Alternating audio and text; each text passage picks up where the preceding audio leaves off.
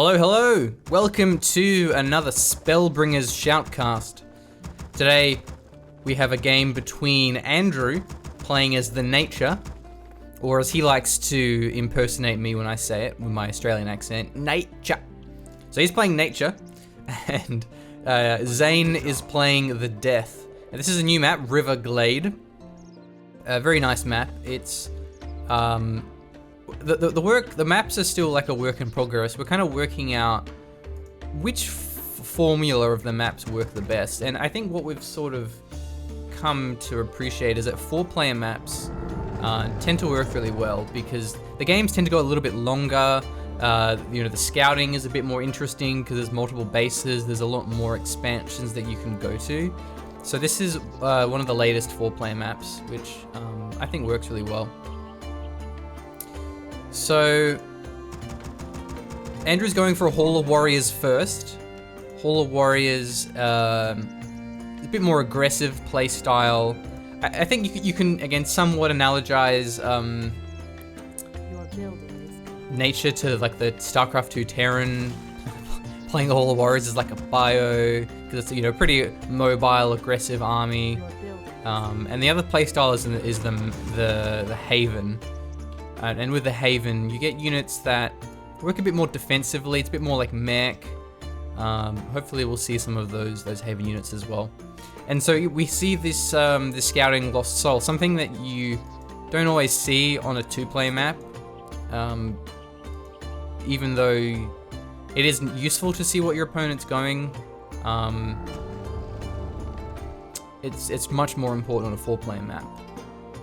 Because you got to see that they're spawned as well. Okay, but we have the looter, got a couple of shots or a couple of stabby stabs off at the Lost Soul. Didn't get the kill. So the Lost Soul is just the worker unit, or I guess more accurately the gold miner unit.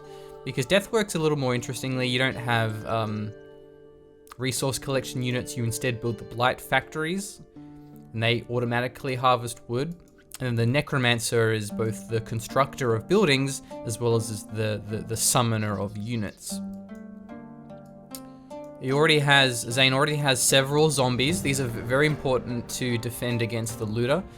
The looter is quite weak, but it can do pretty good damage against the workers, but the looter actually sneaks through. Only got a couple of pummels by the zombies, trying to block with the Necromancer, but doesn't quite get the block properly. The looter does actually get killed running past the looter. Oh, what are these zombies doing? They need to go defend the gold mine. Yeah, the looter forcing the Lost Souls away. Takes 3 shots to kill them. Another looter is moving in. And there's not enough units defending this one, but it's because he's going for the vampires. Hasn't got a kill yet on this Lost Soul. Does go down to the zombies. See, the gold mine keeps hiding the Lost Soul. One of them finally goes down. So that's 2 Lost Souls in total. So he's not mining at full capacity. Needs to build more of another Lost Soul, which he is building now. The zombies are much slower, of course, than the looter. So you can kind of keep the looter hidden in the base, but he is the vampire. Vampire hard counters this. Needs to get the kill. Nice. Okay, so the vampire. You want the vampire to get the killing blow, as we saw there, because the vampire, every time it gains a kill, it levels up somewhat. It gains a stack. It steals their blood. It life steals off of them, gets their essence. However you want to fictionalize this in a way that makes it intuitive. Is it gets a permanent bonus to health and damage. So they're a unit that can be kind of weak early on, but they scale over time depending on if they get killed. So they're a very fun unit to use. They do have a movement speed upgrade, which we have coming out now, Vampiric Speed. They are countered quite hardly by the sprites because of the magic damage against their heavy armor. And also base defenses are good because you can't get stacks killing base defenses. So good work here by Andrew. He's actually transitioned into Haven. Not always common to see that. The Haven and the Hall of Warriors, generally 2 different play styles. They have their own tech paths, but they can work quite well together. Okay, so I'll slow down a little bit here. 2 bases each. And the coffin slumber. The Vampire Lord can have a bit of a nap, have a siesta. It is about about that time, isn't it? He heals up in the coffin, and then he emerges at full health. So the vampire is very much designed to be a harassment unit. Go in there, try to get some kills, get those stacks, run out, and get your health back with the coffin. It also works quite well with the death coil ability that Death has on their Spellbringer, which can heal the vampires back up. Or you can use it to get a unit down, lower its health, and then get the killing blow very quickly. Nice work here by Zane. He's got some scouting zombies out. It makes sure that he can see when there's an expansion coming, and it also means that if only a lone worker is sent out, the zombie can block the production of that. Okay, but these sprites have found a necromancer. The necromancer is completely undefended, so the necromancer goes down. Needs to cancel this blight factory too. Oh, he didn't cancel it, so loses not only the resources of the necromancer, which isn't cheap, but also he loses the expansion, or at least he's delayed the expansion, which is quite nice. A lot of sprites. So these sprites, what he really needs here is these gargoyles, and we are seeing them now. Excellent. The gargoyles are an air unit. Oh no, these vampires are gonna get taken out here. They have no chance. Oh, that's tragic. Yeah, that was definitely misplaced sending those vampires in. So the gargoyles, they're an air unit, somewhat like a mutalisk. They do hard counter the sprites. They have the right armor and weapon type with their piercing damage, and of course they're just a fast mobile unit. And he has 3 dread laboratories, so that's pretty good production speed to be churning those out. But now we see the sprites are using their spore traps. So the spore traps, they cast mana to cast, or they require mana to cast, and you can put them all over the map. They are invisible, and they don't do like burst damage in a way that, say, a spider mine would, but they do damage over time in an area of effect, and they have a good slow. So they're quite good to use in battles, especially to keep melee units away from ranged units, especially these Dendroid Guardians who have a minimum attack range. But we are seeing the expansion in the middle. The Spore Trap has blocked this. He can't build on this. He can deploy his Sentry Ward, whatever it's called, the Spellbringer ability here. That'll reveal this. Gargoyles go from his harassment, so... Oh, I actually missed this. So he got a couple of, maybe an artisan or two, not a big deal, but it did force some of these Spellbringers' abilities to be used. We saw the Murder of Crows and the Entanglement. So once again, the Sprite's going for the kill on the Necromancer, but the Gargoyle's doing a lot of damage. Necromancer may fall. Yeah, it does go down. Unfortunately, couldn't get a death coil off in time to keep him alive. So the Necromancer on Blight has much more armor. So that's why he took a long time to die there. And instead, these Gargoyles are going for a Conservatory. Trying to avoid... No, times out the Entangle on that hold, another Spellbringer ability. So good work here, good harassment with these. We should be seeing some Toads come out soon, the Giant Toads. So these are an anti-air unit. But also so is the Coatl. It's a very strong air-to-air fighter. You can see the Gargoyles getting completely clobbered. Yeah, nice work. Keeps the Gargoyle alive. So the Coatl doesn't have much ground damage. Also is only melee. But yeah, he definitely shines in this encounter. A bit more expensive too than the Gargoyles. So third base for Zane. No third base yet for Andrew here. That's not completely unusual for Haven. They tend to require one less base or so, and they're also their army's a bit slower, very immobile. So spreading yourself out too early can be a bit of a problem.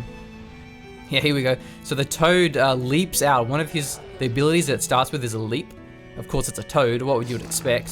Oh, and the Gargoyle is going for the expansion, but there are some Toads here. They leap forward.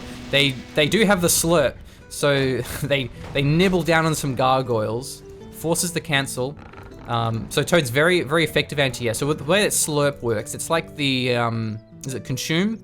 from the Kodo beast, it digests a unit over time, over 15 seconds or so, but it only works against air units, and it can only work against organic units. But other than that, the Toad has very weak damage, and it's quite slow, so it's a pretty dedicated anti-air unit. And in this situation, the vampires then are how you counter that. So the sort of, I guess the counter system you have is the Gargoyle is good against the Sprites, Sprites good against Vampires, Vampires good against Toads and Dendroids, but then the Vampires are good against the Toads. I just say that, didn't I? Yeah. And then Gargoyles, you also can harass with them. So it's a fairly dynamic kind of counter system. Also, what's cool about the Gargoyles is you can get a dropping upgrade where they can actually drop the vampires, so you can do some harassment with them. But with all this many base defenses, this many watchtowers, there's no way we're seeing any harassment. So I think this is where you want to try to just expand all. Okay, we have the Eclipse. The Eclipse gives a attack bonus and a movement speed bonus to the vampires, but not quite enough. Uses the Animate Dead, gets a Dendroid Guardian, a temporary zombie Guardian. Nice work with these Gargoyles. The Toad's out of position. Weren't there in that fight, so he lost several trees, and now here come the Sprites. A very sloppy engagement here by Andrew. He puts a trap down. He's just turtling now with his towers, so... Oh, okay, he leaps forward, gets the slurps. Here we go. So, the auto cast is pretty janky with the slurp. You really want to manually cast it. I think that's what he tried doing at the start. It does work. The auto caster just kind of takes a while to do it, whereas if you manually cast, it does it much quicker. Okay, so the Blood Mistresses are a nice unit too. They have Bat Swarm as their main ability. And Bat Swarm summons a swarm of bats, as you might expect, and they not only do good damage, kind of like Psionic Storm, but also it just spawns a bunch of bats that are a bunch of units that will soak up damage. And you'll see in a battle, your enemy's going to target the bats automatically unless they manually micro it. So it's a very good unit against base defenses or just in a battle to use. So hopefully we'll see that. It is a very expensive mana ability. You have to wait a while to accrue the mana on your mistresses for it to work. And now we are seeing the 4th base from Zane. So one base ahead is essential, I think, to be. He's also, yeah, he's going for the graveyard, Unholy Strength, the graveyard attack upgrade. So that's kind of curious. Doesn't increase the damage on these vampires. Yeah, not really good going in with these vampires. The vampires are not going to be effective against these Sprites.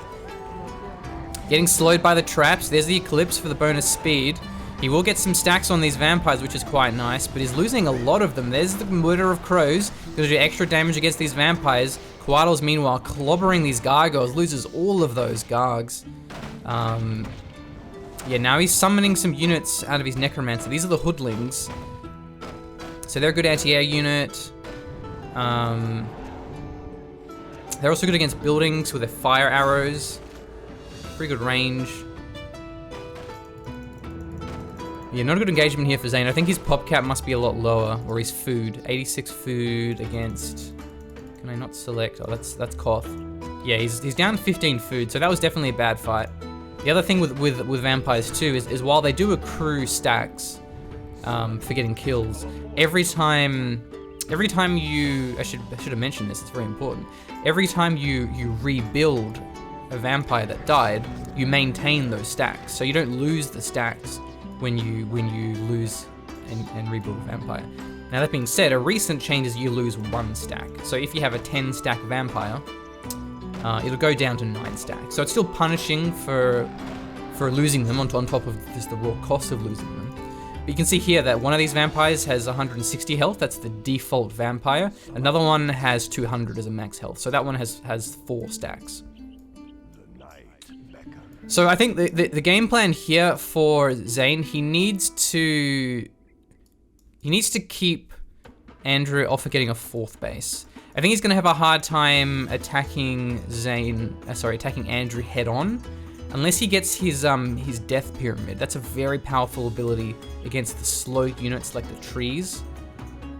That one, I know Zane's playstyle, he doesn't tend to like going for those ultimate Spellbringer spells. They are quite expensive, both in their research time, their mana cost, because you only have limited mana on your Spellbringer.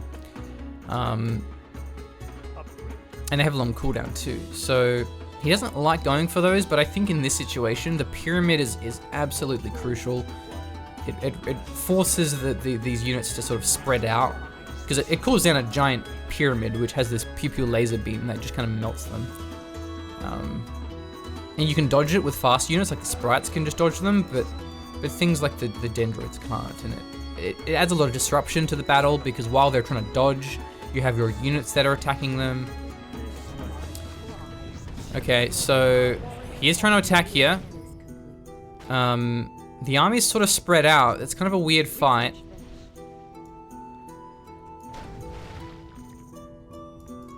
If Andrew can fight within the traps, he's in a good position. So here, there's a lot of traps here. Needs to cast the Eclipse. These hoodlings are not doing a lot of damage because they're attacking the toads. There's the Eclipse for the extra speed. The vampires, though, getting picked off very, very quickly. Animate's dead on a giant toad. That's a giant toad, bigger than normal. Blood Mistress is late to the fight. No use of the Bat Swarm either.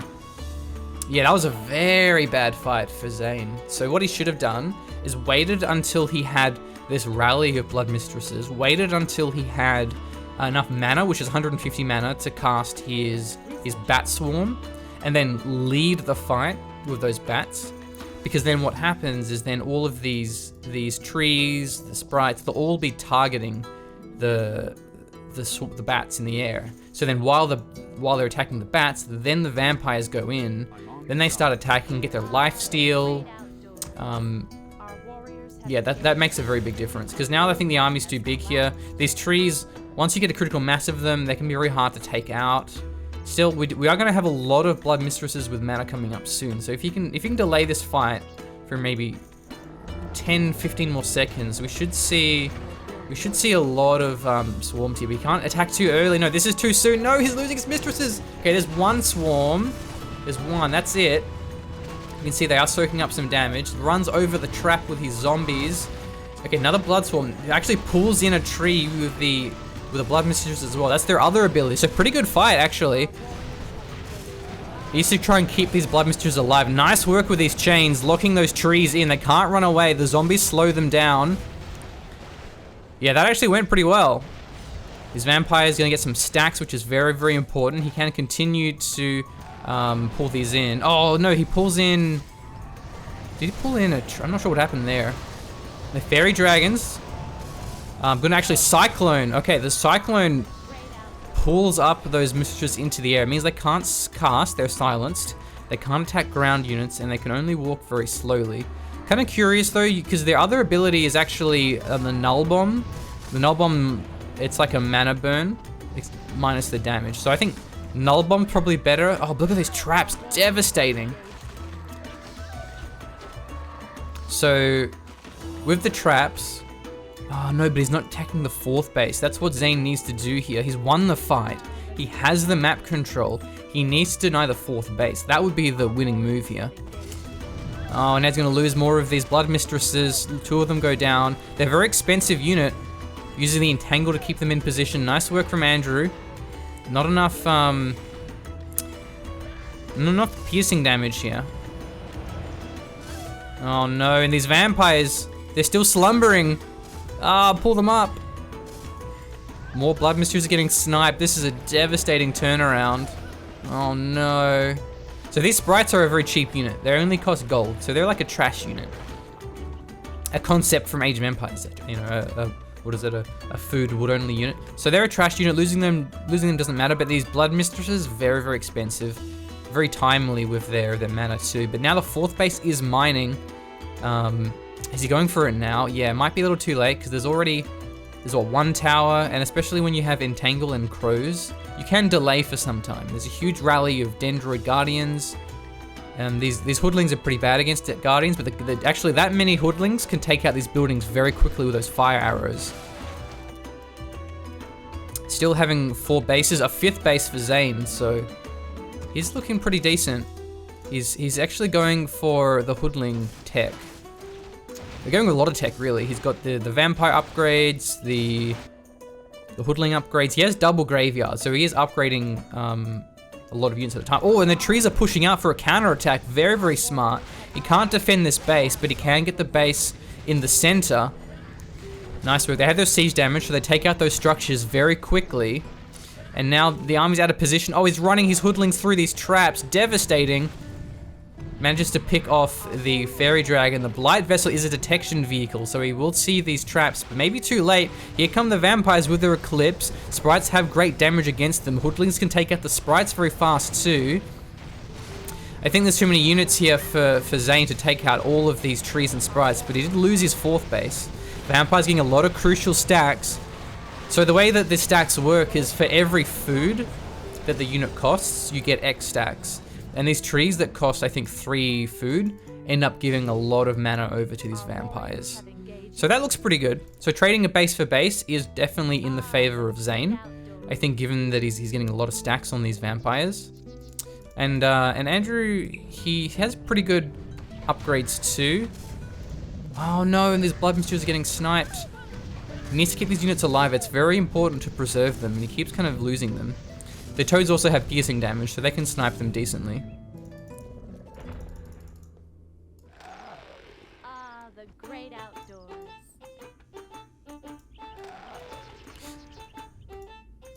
Andrew's actually mined out of his natural and his main base. Of course, same with Zane here as well. But Zane having map control is a lot more important because only 1 base mining for Andrew. He's actually out of cash. He's getting his 4th base now, whereas Zane has all 3 of these center bases, and he can very easily expand to the top base here. He can expand to the west once he clears these mines. So another easy way to clear mines is you just walk a unit over them, because the damage is over time. So you can kind of just clear them. You can clear multiple mines with a single unit. And when you have really cheap units, for death, a hoodling only costs, it's like 60 gold. So you can very quickly clear many mines. It's not ideal with the hoodlings because they're quite a fragile unit. Yeah, the detection here, the blight vessel, but getting it sniped.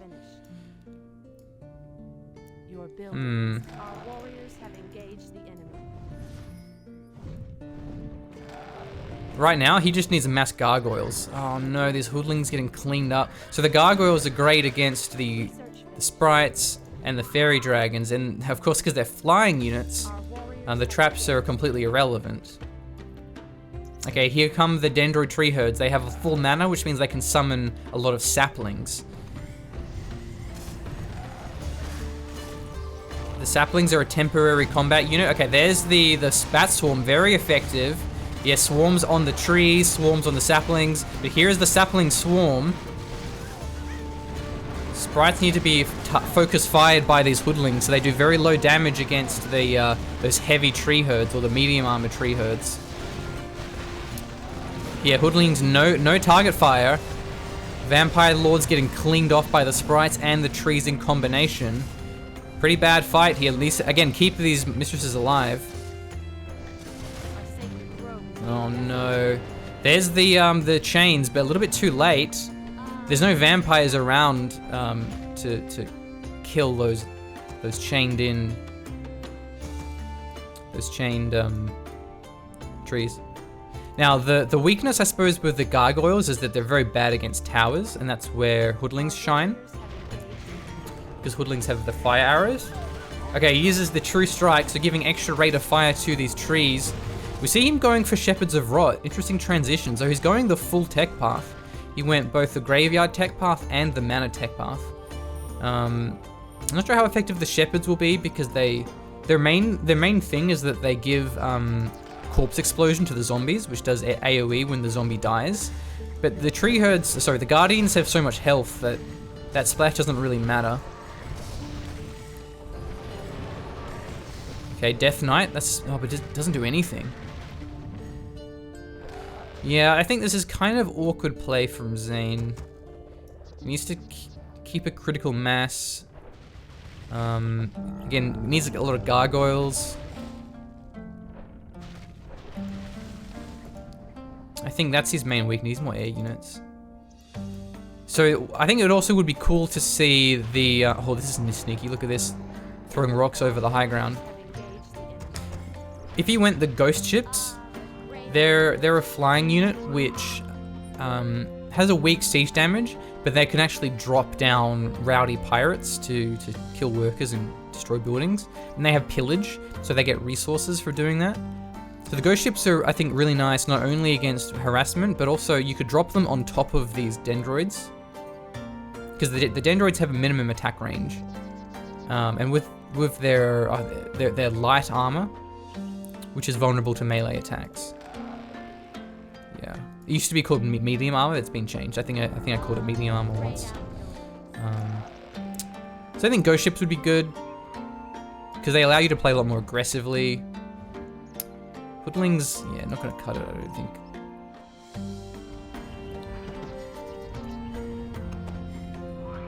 Still, the base advantage is here to Zane.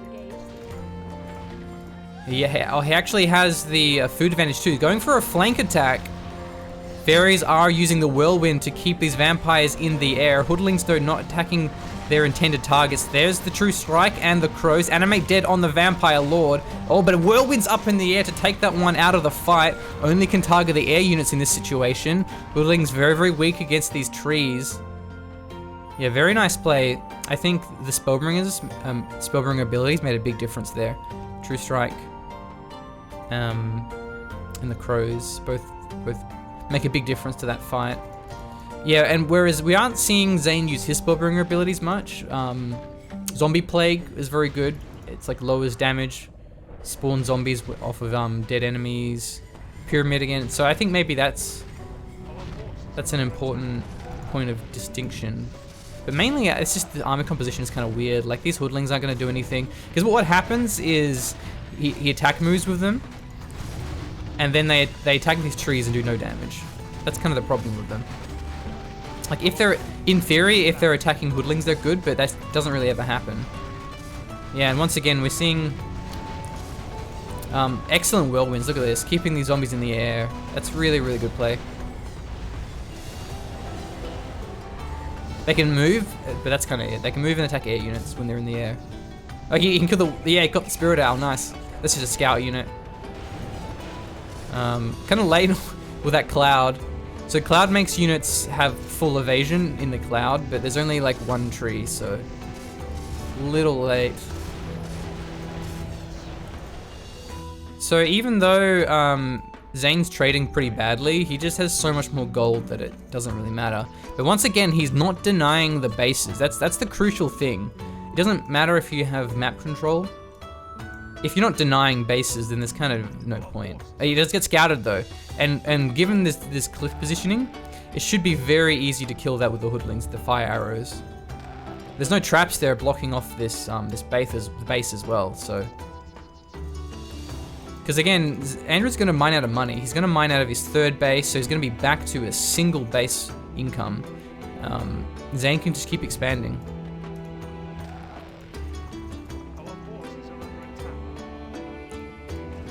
Yeah, like this. Oh, but he's not doing it properly. If you just clear a trap with a single hoodling, it's like a pretty good trade. Okay, once again, the hoodling's out of position. Mass whirlwinds on these vampires. Hoodling's not very effective against the koalas either. Yeah, he's just losing these vampires. And then once he kills the vampires, he should just disengage. No, but he's staying around for too long, because now the hoodling's gonna get some excellent damage off. Yeah, loses a lot of those sprites. It is buying time though. It is giving time to build some base defenses. Vampires are going through. There is a bit too many towers here, I think. Those fairies are actually pretty good damage soak. They are unarmored, but they have a lot of health. And 26% armor, or damage resistance rather. Yeah, hoodlings needs to rally these down here. This is more important. Because this base doesn't have that much gold left, only 5,000. Idle workers. But he's mined out of Oh, he's only mining one base as well. This is the only mining base for Zane. This base, the Necropolis was sniped, and this one's mined out, so he needs to expand again. Oh no, this is his last mining base. Is he gonna lose this? He's not repairing it with the Necromancer or the Sprite. Oh, sorry, the Lost Souls. Casting Eclipse also gives bonus armor. Oh no, he's gonna lose the Necropolis. It's his only mining base. There's the repair very late. It actually may be in time though. Yeah, it is in time. Because those sprites have pretty bad damage against those buildings. So like that one, he should just send it forward and just keep clearing mines. Oh no, and he hasn't mined. Okay, he hasn't denied it yet, but he did get the vampire in, get an artisan, and that's why the entangle was cast. So he can just kill the. He gets lifesteal with the vampire. He has death core to heal. He can just keep killing these workers even though there's entangle, but actually wore off anyway. Well, what's happened to the animations? Oh, the entangle, the grasping root like broke the animations or something. That's weird. Sprites are coming in to defend, and now the sprite's gonna get a lot of traps down, and it's gonna be very hard to attack this with all those traps in position.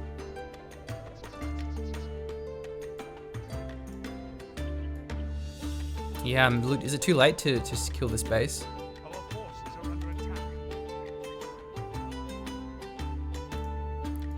Oh, this base has no gold left. This does not matter. It has, I guess 4k gold, but he hasn't returned these lost souls back to mining. Oh, he has a base here mining too. So continue to have map control for Zane, but not using it to deny mining enough, I think. Seeing some misses here because of the high ground. See the very good damage. The trees are moving in. Trees are the counter to the hoodlings. Not quite any focus fire here. Animate dead on the hoodling. Sorry, on the sprite. Nice. Yeah, that was a shame. He's still not mining on this base. Oh no. He's mining off of here too. There's still 2 bases mining, 2 bases for Andrew. Oh, he's caught the sprites out of position. There is no traps here.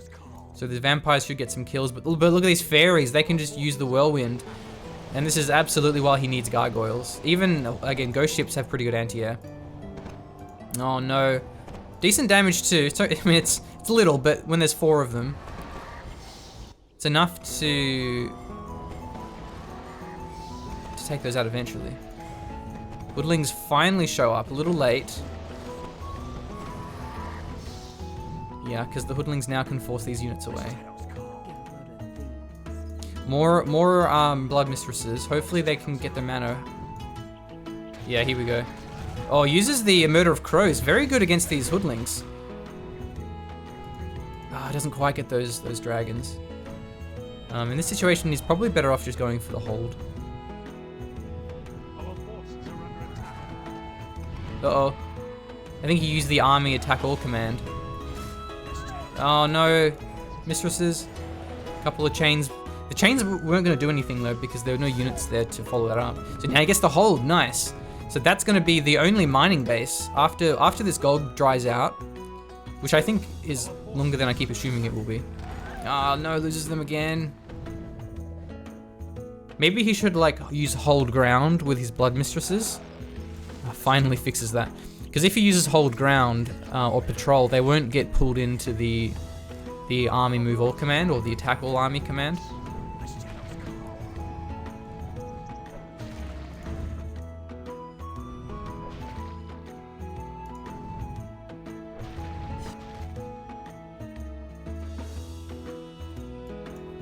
Doesn't rebuild the hold, and there's no units there. So the army here for Koth is much larger.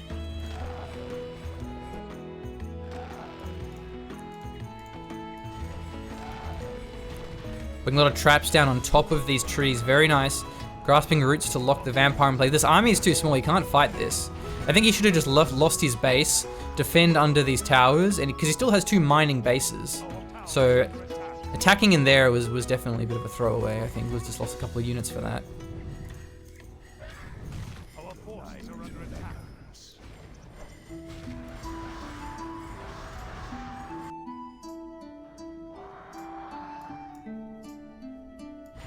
The shadows call.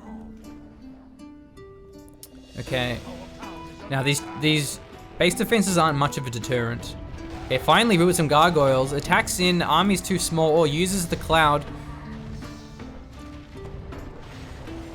Units in the cloud again take no damage, so he just needs to avoid them while he can. Death Obelisk goes down to the trees. Again, this base wasn't actually mining anything. So defending this base was really irrelevant. Should have just lost that one. Oh, good counterattack here.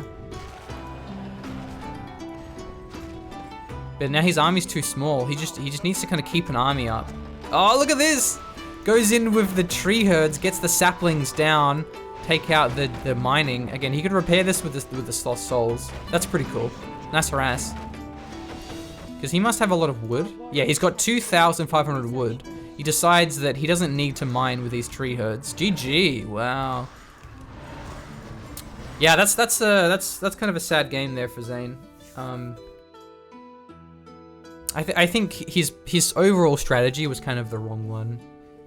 Trying to go hoodlings and vampires. I think just mass gargoyles and vampires would have been much more effective. Plus blood mistresses for the bats are very strong, and I think the reason why he didn't continue to go gargoyles was because of the coatls, which have very strong anti-air. But that's why I think that the ghost ships then in turn kind of counter the gargoyles. So